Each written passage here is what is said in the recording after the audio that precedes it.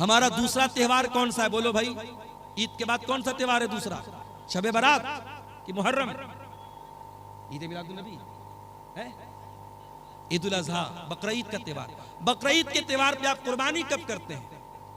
ईद उल अजहा की नमाज के पहले करते हैं या बाद में करते हैं? कोई पहले करता हो जरा हाथ उठाए। कोई पहले तो नहीं करता ना। अल्लाह के नबी ने फरमाया, मन ज़बह क़ब्ल सलात, जिसने कुर्बानी ईद की नमाज के पहले की, जिसने बाद में की, फ़क़त तम्म नुसुकुहु, उसको कुर्बानी का सवाब मिलेगा। और जिसने ईद उल अजहा की नमाज के पहले कुर्बानी की, उसको गोश्त मिलेगा, कुर्बानी का सवाब नहीं मिलेगा। आप डबल बकरा ले आए, डबल जानवर ले आए, 2 करते थे 4 ले आए, लेकिन अगर आपने ईद उल अजहा की नमाज के पहले कुर्बानी कर दी, आपकी कुर्बानी अल्लाह के कबूल नहीं होगी। इबादत कैसी? इबादत रसूल की जैसी। एक और मिसाल आपको देता हूं। हज करने जो लोग गए हैं, अल्लाह उनका हज कबूल करे। जो इस साल जाना चाहते हैं, अल्लाह सेहत और सलामती के साथ उनको रवाना फरमाए। और जिनके दिल में इरादा और ख्वाहिश है, अल्लाह जिंदगी में उनकी ख्वाहिश पूरी फरमाए।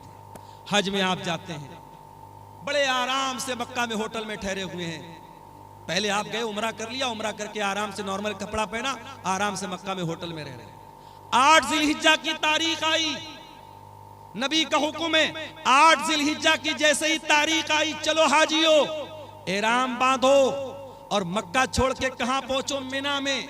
मक्का में आराम से एसी होटल में कमरे में रह रहे थे। मिना में टेंट लगा हुआ है, हजारों लाखों लोग वहां हैं। वहां टेंट में हमको जाके रहना है। और वहां जाके क्या करना है?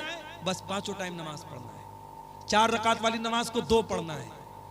वहां कोई काम नहीं, सिर्फ नमाज पढ़ना है। अब कोई अल्लाह का बंदा कहे कि या अल्लाह, मैं आराम से होटल में रह रहा था, एसी में रह रहा था, हरम में नमाज पढ़ रहा था, एक नमाज का सवाब 1 लाख नमाज के बराबर मिल रहा था, मुझे मिना क्यों भेजा जा रहा है? जवाब ये मिलेगा, इबादत कैसी? इबादत रसूल के जैसी।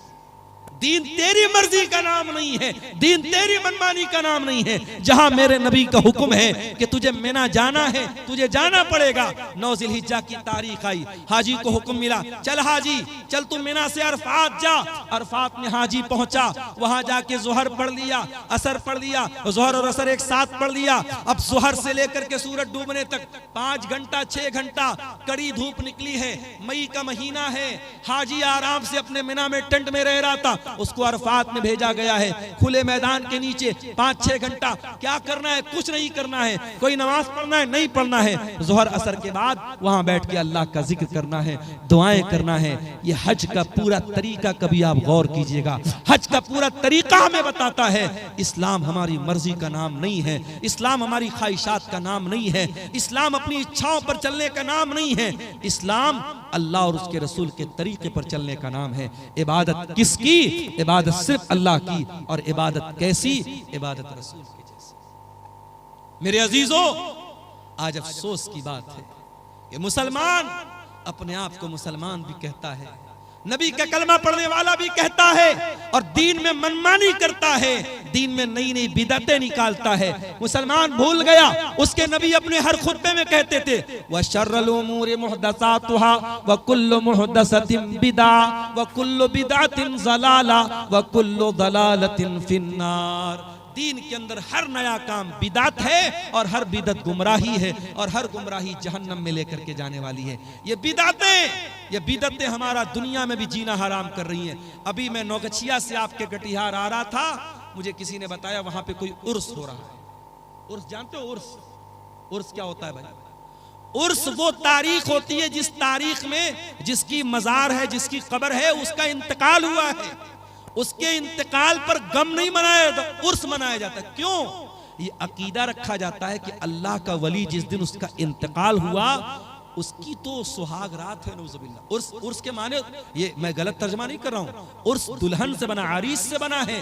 गोया कि वो अल्लाह से मुलाकात कर रहा है, अपने महबूब से मिल रहा है, उसकी शादी की रात है, उस खुशी में उर्स मनाया जाता। अस्तगफिरुल्लाह, ये है उर्स की हकीकत। और मुसलमान आज उर्स मना रहा है, पूरा नौगछिया का पूरा रोड जाम है।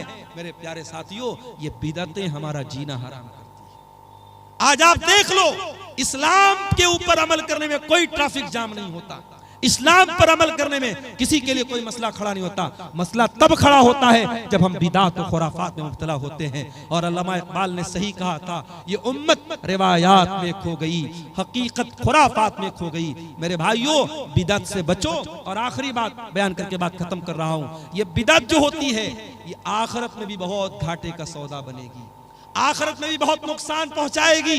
अल्लाह के नबी जब कयामत के दिन अपने उम्मतियों को कौसर का जाम पिलाएंगे तो कुछ ऐसे लोग आएंगे जिनके हाथ और पैर चमक रहे होंगे वजू की वजह से,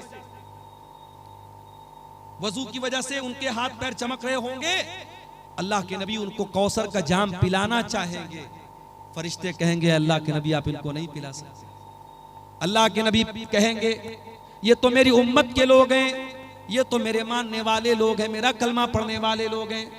आप फरमाएंगे क्यों इनको मुझे तुम कौसर का पानी नहीं पिलाने दे रहे हो फरिश्तों, क्या बात है? फरिश्ते क्या जवाब देंगे?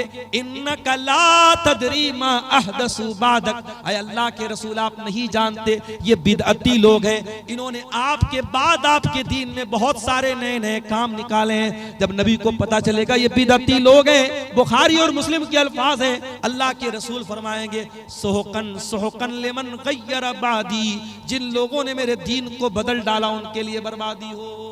तो बिदअती को कयामत के दिन अल्लाह के नबी भी धक्का देके भगा देंगे, उसको न कौसर का जाम मिलेगा न अल्लाह की नजात मिलेगी। अल्लाह हम सबको बिदात और खुराफात से बचाए। ये दो सवालात आए हैं, इनका जवाब देके मैं इजाजत चाहूंगा।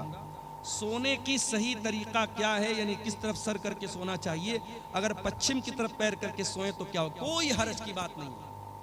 पश्चिम की तरफ पैर करके सोने में कोई हरज की बात नहीं, कोई ऐसी दलील नहीं है कि पश्चिम की तरफ पैर करने से ये किबला की तौहीन होती है। पश्चिम की तरफ सिर्फ आपको पेशाब करने से मना किया गया है, पश्चिम की तरफ आपको पाखाना करने से मना किया गया है। पश्चिम की तरफ आप जब पेशाब पाखाना करें तो ना तो अपना चेहरा करें ना पीठ करें। इसी तरीके से पश्चिम की तरफ थूकने से मना किया गया है। लेकिन पश्चिम की तरफ पैर करके सोने में कोई हरज की बात नहीं है, बल्कि अगर कोई मजबूर आदमी है जो बैठ करके नमाज नहीं पढ़ सकता है, जब वो लेट करके नमाज पढ़ेगा तो उसका पैर किधर होगा? पश्चिम की तरफ ही होगा। लिहाजा अच्छा, सोने का सही तरीका क्या है? बहुत आसान है। आप दाहिनी करवट लेट जाएं और अपने गाल के नीचे अपना हाथ रख लें और जो दुआएं अल्लाह के नबी ने सिखाई है वो दुआएं पढ़ के सोएं, वजू करके सोएं, तो ये ज्यादा बेहतर है। ये तरीका जो सोने का बताया गया है। भागलपुर जिला में एक जगह है जिसका नाम बीपुर है, वहाँ पे एक पीर के नाम से मशहूर है। वहाँ पे कटिहार के मुसलमान और भागलपुर के मुसलमान ज्यादातर मन्नत के इरादे से बकरा और मुर्गा चढ़ाने जाते हैं। बिल्कुल गलत है। शब बारात पे खूब रोजा रखते हैं जी। देखिए, शबे बारात का रोजा साबित नहीं है, लेकिन हर महीने की चांद की 13, 14, 15 तारीख का अय्याम 20 का रोजा, जो चांदनी रातों का रोजा होता है, वो अल्लाह के नबी रखते थे। तो अगर आप हर महीने रखते थे तो शाबान में भी रखिए।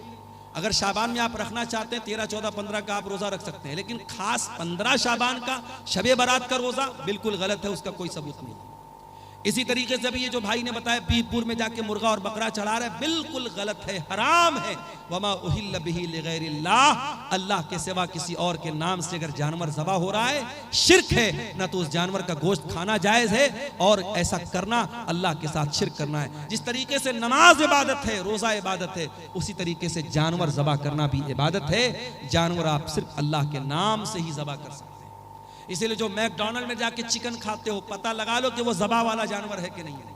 अगर मैकडॉनल्ड में झटका वाला है या मशीन के जरिए काटा गया जानवर है, अल्लाह का नाम नहीं लिया गया है, तो वो चिकन और मटन आपके लिए खाना जायज़ नहीं। जहां भी होटल में खाना खाओ, तहकीक कर लो। अगर इत्मीनान नहीं है तो वेज खा लो, नॉन वेज मत खाओ। कोई ऐसा गोश्त मत खाओ जिसके बारे में डाउट है कि उस पर अल्लाह का नाम लिया गया है या नहीं लिया गया है। यही बातें हैं जिन पर मैं आपसे इजाज़त चाहता हूँ। अल्लाह से दुआ है रब्बुल आलमीन हम सबको कहने सुनने से ज़्यादा अमल की तौफीक अता फरमाए। आमीन व आखिर दावाना अल्हम्दुलिल्लाहि रब्बिल आलमीन वस्सलामु अलैकुम व रहमतुल्लाह। और एक छोटा सा सवाल है कमेटी की तरफ से, कबीराज से इलाज कराना कैसा है? हमारी बिरादरी की औरतों का बहुत ज़्यादा भरोसा